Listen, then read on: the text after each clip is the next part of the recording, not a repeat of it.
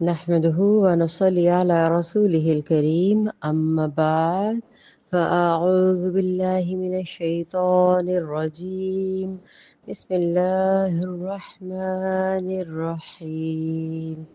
السلام علیکم ورحمۃ اللہ وبرکاتہ۔ جی کیا حال ہے آپ سب کے؟ الحمدللہ اللہ کی توفیق کے ساتھ ہم سورۃ البقرہ کی آیت نمبر 67 کا آج مختصر ترین ترجمہ اور تفسیر دیکھیں گے۔ یہاں پہ اللہ تعالیٰ کا جو حکم ہے اور پھر بنی اسرائیل کا جو معاملہ ہے ان کے ساتھ انہوں نے کیسے اس کو انجام دیا۔ یہاں پہ بقرہ جسے کہا جاتا ہے، بقرہ یہاں پہ اس بقر کا ذکر ہے۔ وَإِذْ قَالَ اور جب کہا موسیٰ علیہ السلام نے لِقَوْمِهِ اپنی قوم کے ساتھ، ان اللہ اللہ تعالی بے شک یأمرکم حکم دیتا ہے کہ تم یہ کام کرو، ان تذبحوا یہ کہ تم ذبح کرو، بقرہ گائے کو۔ یہاں پہ جو لفظ گائے ہے قرآن میں گائے اور بقر مطلب کہا جاتا ہے، دو معنی لیے جاتے ہیں، گائے بھی اور بیل بھی، دونوں کا ہی معنی اکثر علماء نے اس کو کہا ہے۔ قالو انہوں نے کہا اتتخذونا ہزوا کیا تم بناتے ہو ہمارا ہزوا مذاق۔ جیسے ہی حضرت موسیٰ علیہ السلام نے ان سے کہا کہ اللہ تعالیٰ نے تمہیں حکم دیا ہے ایک گائے کو ذبح کرنے کا، تو انہوں نے کہا کہ آپ ہمارے ساتھ مذاق کرتے ہیں۔ قال اعوذ باللہ آپ حضرت موسیٰ علیہ السلام نے فرمایا اعوذ باللہ میں پناہ میں آتا ہوں اللہ کی، ان یہ کہ اکون من الجاہلین کہ میں ہو جاؤں جاہلوں میں سے، مطلب کہ ایک نبی کا پیغام اللہ کا پیغام ہوتا ہے در حقیقت، اور وہ نبی وہ پیغمبر جو اللہ کا پیغام لے کر آئے وہ کس طرح سے عوام کے ساتھ یا اپنی قوم کے ساتھ مذاق کر سکتا ہے۔ اس معنی میں حضرت موسیٰ علیہ السلام نے فرمایا کہ خدا نہ خواستہ اعوذ باللہ من الشیطان الرجیم، میں اللہ تعالیٰ کی پناہ چاہتا ہوں، اللہ تعالیٰ کی پناہ میں آتا ہوں کہ میں جاہلوں میں سے ہو جاؤں کہ مذاق ٹھٹا میں کروں۔ یعنی موسیٰ علیہ السلام نے اپنی قوم سے جو اللہ کا حکم تھا وہ بتایا کہ تم گائے ذبح کرو، کیونکہ گائے ان کے لیے پسندیدہ تھی، انہوں نے اس کو معبود بنا رکھا تھا، یہ جانتے ہی ہیں ہم سب۔ اور پھر سب سے بڑی بات یہ ہے کہ پھر انہوں نے کہا کہ عجیب بات کر رہے ہو کہ ہم تمہارے ساتھ مذاق ٹھٹا کر رہے ہیں، تو انہوں نے اس لیے کہا کیونکہ جس کو انہوں نے معبود بنایا ہوا تھا، خدا بنایا ہوا تھا، اس کو وہ ذبح کیسے کر سکتے ہیں۔ تو یہ اس معنی کا تو لفظی معنی ہے، اور اس سادہ سا معنی تو اس کے یہ ہو گیا۔ اب ہم آتے ہیں اس کی تھوڑی سی ڈیٹیل کی طرف کہ اللہ تعالیٰ نے بنی اسرائیل کو واقعات یاد دلاتے ہوئے ان کے اور سیدنا موسیٰ علیہ السلام کے درمیان پیش آنے والے جو بھی معاملات تھے ان کو یاد کراتے ہوئے ان کو کہا یاد کرو جب تم نے ایک شخص کو قتل کیا تھا۔ یہ واقعہ ہے ایک شخص کے قتل کا۔ گائے ذبح کرنے کا حکم ایک قتل کے فیصلے کے لیے دیا گیا تھا۔ بنی اسرائیل میں ایک بے اولاد مالدار آدمی تھا جس کا وارث اس کا بھتیجا تھا۔ بھتیجے نے اپنے چچا کو جائیداد کی خاطر قتل کر کے لاش کسی اور کے دروازے پہ ڈال دی۔ صبح لوگ اس قاتل کو تلاش میں نکلے اور انہوں نے کہا کہ جس کے گیٹ کے آگے یہ پڑی ہوئی ہے یقیناً شاید اس نے قتل کیا، لہذا اس کی تلاش میں پوچھ گچھ یہ وہ الزامات دھرنے لگے ایک دوسرے کے اوپر۔ تو جب وہ پوچھ گچھ شروع ہوئی ایک دوسرے کے الزام کے اوپر، تو سیدنا موسیٰ علیہ السلام تک جب یہ بات پہنچی تو انہوں نے ایک گائے کا ذبح کرنے کا حکم دیا، جس کا ایک ٹکڑا مقتول کو مارا گیا تو وہ زندہ ہو گیا، اور قاتل کی نشاندہی کر کے پھر وہ مر گیا۔ یہ فتح القدیر میں اس کی ڈیٹیل ہے اس پورے واقعے کی۔ بنی اسرائیل چونکہ گائے کی پوجا کرتی تھی، یہ میں پہلے ہی بتا چکی ہوں، اس لیے انہیں گائے کو ذبح کرنے کا حکم دیا گیا تاکہ ان کے ذہن میں اس کا جو اتنا زیادہ امیج تقدس برقرار ہے وہ کم ہو جائے۔ تم نے گائے ذبح کرنے سے بچنے کے لیے کتنے زیادہ عذر پیش کیے بنی اسرائیل نے، کہ یوں نہیں اور یوں، یوں نہیں یوں، وہ بھی ہم آگے انشاءاللہ پڑھیں گے۔ تو جب واجب تھا کہ موسیٰ علیہ السلام کی بات کو ماننا، کیونکہ ان کی بات اللہ کی بات ہوتی ہے، اس حکم کے اوپر پیروی کرنا بنی اسرائیل کے لیے واجب تھا، لیکن انہوں نے کیا کیا؟ جیسے ہی گائے کا قتل کا معاملہ سنا تو کہا قالوا اتتخذونا ہزوا، انہوں نے کہا کیا تم ہمارا مذاق بناتے ہو؟ یہ جواب آپ اندازہ کریں ان کی ذہنی کیفیت کی عکاسی کرتا ہے۔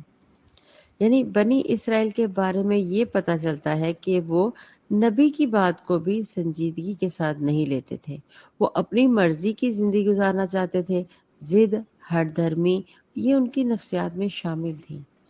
اور پھر گائے جو ان کے دلوں میں، دماغوں میں ان کا معبود تھی، ان کا خدا تھی، اور حقیقت میں وہ اسی ہی کو خدا مانتے تھے موسیٰ علیہ السلام کے کہنے کے اوپر سے کہہ دیتے تھے، لیکن ان کے ذہنوں میں گائے پرستی جو تھی وہ عام رواج تھی۔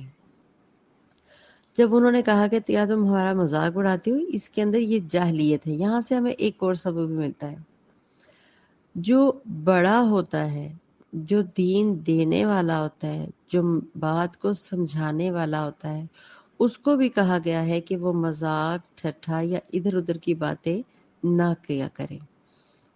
کیوں؟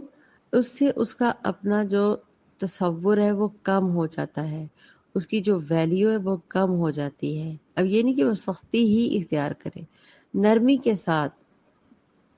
ساتھ بات کو بیان کرے، یہ استاد پر بھی فرض ہے۔ اسی طریقے سے جو قومیں اپنے استاد، اپنے راہبر یا جو اسٹوڈنٹ اپنے ٹیچر کا ادب کے ساتھ، احترام کے ساتھ ان کی بات توجہ سے نہیں سنتی، بلکہ الٹا باتوں پہ باتیں بنانا، باتوں سے باتیں نکالنا، آپ یقین کریں وہ اسٹوڈنٹ کامیاب نہیں ہوتے۔ نمبر لے لینا اور بات ہے، لیکن وہ اپنی اخلاقیات کی وجہ سے کامیاب نہیں ہوتے۔ کبھی اپنے ارد گرد نظر دکھا کے بڑھا کے دیکھ لیجئے گا۔ تو بہرحال یہاں پہ جو ذکر ہو رہا ہے بنی اسرائیل کی قوم کا، کہ وہ نبی کے مطلب اپنے پیغمبر کے حکم کی تعمیل نہیں رکھتے تھے، الٹا کہنے لگے کہ تم مطلب مذاق کر رہے ہو ہمارے ساتھ، کہ ہمیں گائے کو ذبح کرنے کے لیے کہہ رہے ہو۔ تو یہاں پر فوراً حضرت موسیٰ علیہ السلام نے کیا جواب دیا؟ ان کا جواب بہت خوبصورت ہے۔ قال اعوذ باللہ ان اکون من الجاہلین۔ موسیٰ علیہ السلام نے کہا میں اللہ کی پناہ مانگتا ہوں میں جاہلوں میں سے ہو جاؤں۔ میں اللہ تعالیٰ کی پناہ مانگتا ہوں جاہلوں میں سے ہو جاؤں۔ کیوں کہا؟ اس بات سے سیدنا موسیٰ علیہ السلام نے قوم کو توجہ دلائی کہ مذاق اڑانا کیا ہے؟ جاہلیت کا کام ہے۔ جاہل ایسی بات کرتے ہیں جس کا کوئی فائدہ ہی نہیں ہوتا۔ ویسے وہی لوگ مذاق اڑاتے ہیں جن کی عقل، کچھ صاحب عقل نہیں ہوتے، معنی با معنی نہیں باتیں بلکہ بے معنی گفتگو کرتے ہیں۔ وہ عقل مند آدمی اپنے جیسے کسی شخص کا مذاق اول تو وہ اڑاتا ہی نہیں، اور دین کا سب سے بڑا عیب یہی سمجھا جاتا ہے۔ یہ یاد رکھیں، جیسے کہ میں نے پہلے کہا کہ دین والے جو عالم ہیں، جو علماء ہیں، نہ وہ بلا وجہ کسی کو تان دان کرتے ہیں، نہ وہ دوسرے کا مذاق اڑاتے ہیں۔ جیسے کہ اگر کسی نے سوال پوچھ ہی لیا سب کے درمیان تو ہنسنے لگ پڑے، خود اسی کا مذاق بنا دیا، اور تم تو اس طرح۔ یہ دین والے عالموں کا کام نہیں ہے۔ دین والا شخص تحمل مزاجی کے ساتھ اگلے کی گفتگو، چاہے وہ کتنا ہی معصومانہ، سادہ، بہت عام سا سوال ہو، نہ سننے ارد گرد بیٹھے والے لوگوں کو سننے کے اوپر ہنسنا چاہیے، نہ جو عالم ہے، جو مفکر ہے، جس سے پوچھا جائے وہ اپنی بڑائی اور شیخی نہ بکھیرے، الٹا مذاق ٹھٹھوں میں نہ پڑ جائے۔ یہ ان کا کام ہونا ہی نہیں چاہیے۔ تو حضرت موسیٰ علیہ السلام کے اس جواب سے تو یہ بات بہت آرام سے سمجھ آ رہی ہے کہ رسول ہو کر میں جہالت کا کام کرنے والوں سے اللہ تعالیٰ کی پناہ میں آتا ہوں۔ حضرت موسیٰ علیہ السلام کے کلام میں سبق بھی ہے اور آپ کو بھی جہالت کا مظاہرہ کرتے ہوئے اللہ تعالیٰ کی پناہ انہوں نے مانگی اسی وقت۔ یہ جو لوگ مسکرانا سنت ہے لیکن کسی کا تمسخر اڑانا، کسی کو مذاق میں بنا لینا یا بلا وجہ ہونٹوں کو باچیوں کو یہاں تک ہنسنا کہ آپ کے وہ دانت تک پچھلے اینڈ والے نظر آئے اور گلا کھول کھول کے باواز بلند جاہلوں کی طرح ہنسنا، اعوذ باللہ من الشیطان الرجیم، میں بھی اس سے پناہ مانگتی ہوں، آمین ثم آمین۔ یعنی آپ اپنے آپ کو خواہش اور مرضی کے نہیں بلکہ اللہ تعالیٰ کے حوالے کرتا ہوں، مجھے یہ ہر برائی سے بچاتا ہے، اعوذ باللہ من الشیطان الرجیم۔ کیونکہ کوئی جاہل ہی ایسی بات کیا کرتے ہیں نا جس کا کوئی فائدہ ہی نہیں، لوگوں کا مذاق اڑانا۔ عقل مند شخص یہ سمجھتا ہے کہ جیسے اپنے جیسے کسی آدمی کا مذاق اڑانا عقل اور دین کا سب سے برا عیب ہے یہ، اگرچہ اس سے آدمی کی فضیلت ہی کیوں نہ کم ہو رہی ہو، بلکہ اس کی فضیلت کم ہی ہوتی ہے اگر کوئی کسی کا مذاق وغیرہ اڑائے۔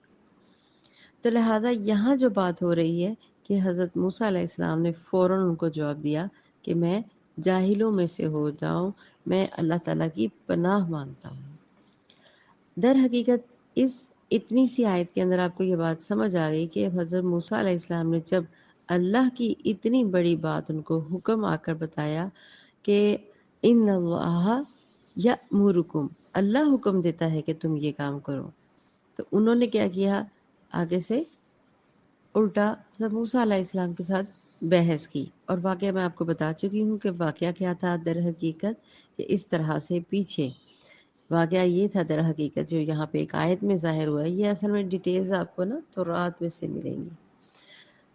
تو وہاں پہ ایک شخص کا قتل ہوا جو بہت انتہا کا مالدار تھا، صبح اس کی لاش ملی لیکن کسی اور کے گھر۔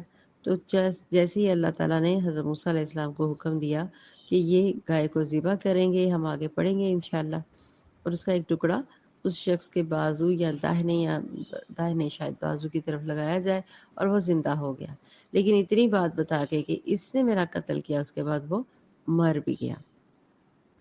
اس آیت سے دو باتیں کلیئر ذہن میں رکھیں کہ اللہ کا حکم آ جائے تو اپنی حیل و حجت، اپنی باتیں ایک طرف، دوسرا حکم جو ہمیں رسول اکرم صلی اللہ علیہ وسلم سے ملا، انہوں نے کیا کہا، حضرت موسیٰ علیہ السلام نے فوراً کہا اعوذ باللہ، یعنی میں پناہ میں آتا ہوں۔